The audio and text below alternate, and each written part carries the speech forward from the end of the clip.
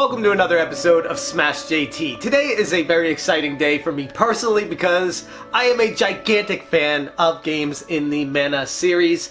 In this episode, I'm going to stick strictly to the mainline series, but honestly, ultimately, what I'm going to be doing is kind of giving a review for Trials of Mana, talking about my thoughts and feelings of it, because I just finished beating it on the Nintendo Switch. Fantastic experience and something that any JRPG lover definitely should play. So Trials of Mana, fantastic game in its own right. One of the games that I never actually got around to playing because it was never localized in the United States. I don't think Seiken Densetsu 3 even ever came out outside of Japan, which is a travesty when you think about just how fantastic the experience was if you love the original Secret of Mana on the Super Nintendo. What an awesome action RPG it was for its time. I know back then everybody was giving all the credit in the world to The Legend of Zelda: A Link to the Past and how you could walk around, get hearts for health, and have action battles where you press the button and hit someone and you can keep moving around, and all the other games around that time that people thought about when it came to RPGs were turn-based. So when Secret of Mana came out, I was like, wow, not only does it have the action battle system, but the storyline to boot, the graphics were colorful, the music was fantastic. It brought my whole childhood together. It was like it tied it all together in some amazing fashion. And I feel like now a lot of people missed out on the original Secret of Mana experience, though it is now available on the Nintendo Switch as part of the collection of Mana. Strongly recommend giving that one a go if you enjoy RPGs, or if you're looking for something that just seems to have all the best parts of games meshed into one. That is Secret of Mana on the Super Nintendo. A lot of people don't know it got its start as Final Fantasy Adventure on the Game Boy. It's kind of a hard series to follow as far as the mainline entries, but they do have a lot in common with the Rabbites and a lot of the enemies that you'll be fighting, the action battles that they have, the terminology, everything in the world, the layout, lots of connections between all of them, even if the names might not match one for one. And there's a hell of a lot of history that I'm not going to dive into as to why that is. But that is a brief overview of the mainline Secret of Mana series. Final Fantasy Adventure on the Game Boy, Secret of Mana on the Super Nintendo, and then Trials of Mana, which is also in the collection of Mana. All three of these games, well, the original Trials of Mana on the Super Nintendo, are in the collection of Mana. I never personally got around to playing the original Seiken Densetsu 3. I did get the ROM, I had it translated, and I was ready to play it, and then just life happened, I never got around to it. I bought the collection of Mana with every intention to get to it, and then life happened again. Trials of Mana got announced, I looked at the graphics of it, I looked at everything that involved with it, and I'm like, okay, I am not going to let life stop me from playing it this time. If I ever had a reason to jump on it, it's right now because of Trials of Mana being remade in full 3D with all the graphics and sound remastered, everything, voice acting. I had to get it. And boy, I was not disappointed. Now, I say I wasn't disappointed because with the Secret of Mana remake, if you even want to call it that, I think this was a remaster, not a remake. It was okay. Like I've said before, initially I didn't love it, and even to this day, it's not the best. I still prefer the original Secret of Mana over the remaster for the PlayStation 4, but it's not terrible. So let's keep that in mind moving forward with how fantastic Trials of Mana was. It's what the Secret of Mana remake should have been instead of getting remastered on the PS4. They really should have done what they did with Trials of Mana, but I digress, because honestly, Square Enix is learning, they're taking chances, they're seeing what works and what doesn't, so I'm not going to hold it against them, but a part of me really wishes that Secret of Mana got the treatment that Trials of Mana did with the full 3D world, and who knows, maybe it still will with all the assets and the graphics. They could still do it if they wanted to, if there was enough of a business proposition for people to buy it. But again, not going to dive into that here. Let's get to finally talking about Trials of Mana, because holy crap, there is a lot in this game that I loved, And there's a lot in this game that I really got frustrated with. Not the perfect game by any means. I am going to start with this, though. When it comes to Trials of Mana, so far in 2020, it is my game of the year. And that is with saying that Final Fantasy VII Remake was a 10 out of 10 in my book. This game is not a 10 out of 10, but I like it more. I don't know if that makes sense, but let me try to explain real quick. Final Fantasy VII Remake was really well done. The graphics, grade A, triple A title, fantastic music, everything that melts together with it, it just captivates you into the world.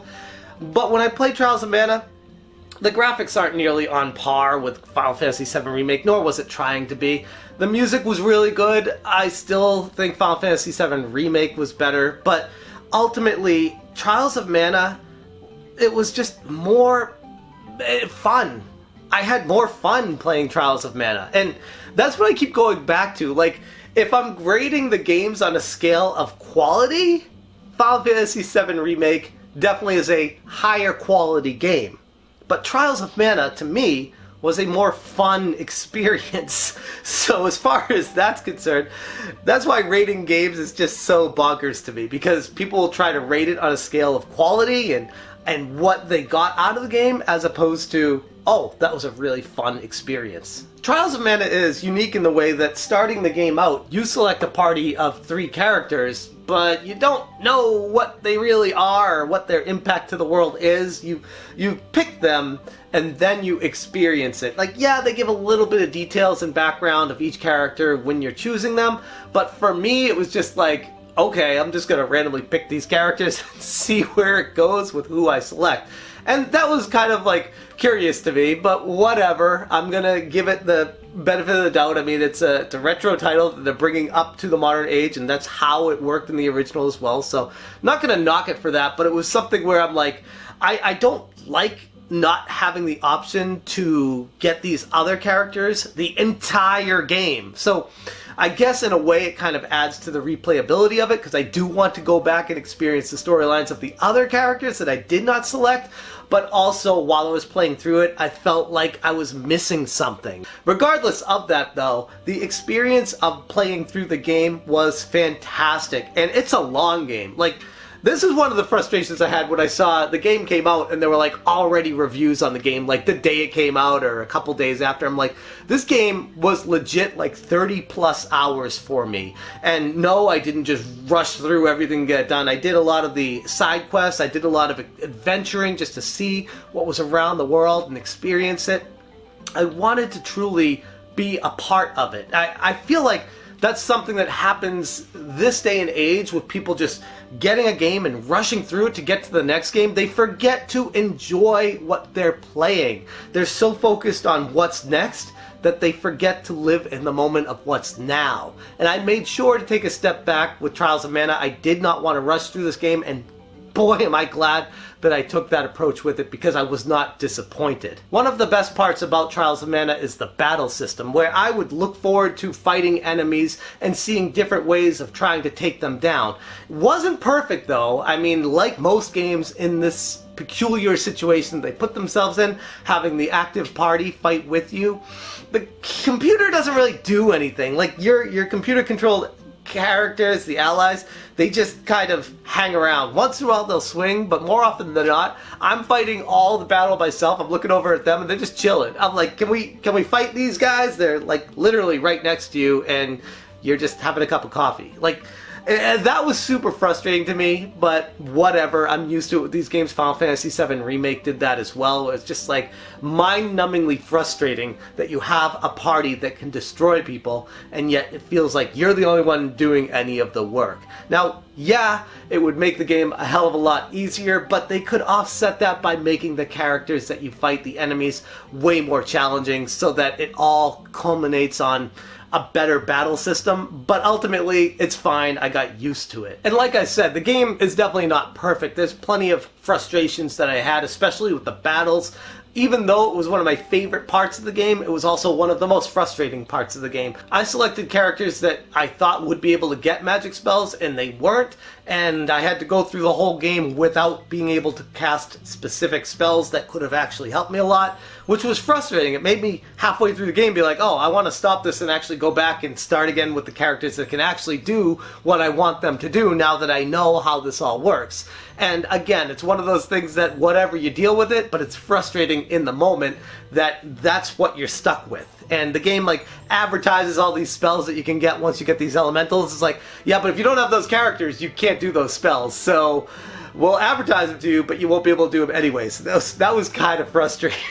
Some of the most fun I've had with the series is playing it with more challenge. Like Secret of Mana is really fun when you're underpowered trying to fight enemies that are challenging throughout the whole game. Like if you don't grind and you try to get through really tough areas, it's frustrating as hell, but at the same time it's very rewarding. It was a weird feeling I had with the original Secret of Mana that always made me like, okay, I want to play these games on hard mode so that way I can get this satisfaction out of playing it that I would not normally get if I can just blast right through all the end bosses and all the characters. So yes, I played the game on hard mode the whole way through, and even playing it on a hard mode, the first half of the game was simple. I mean, outside a couple of end bosses that gave me a little bit of a challenge, especially the wall. God, that was frustrating. But outside of those couple characters, there's another fire boss that was just mind-numbingly annoying. It was simple. Like you just go through, fight the enemies, fight the bosses, and you're good to go. Second half of the game picks up the challenge quite a bit and makes you think a lot more.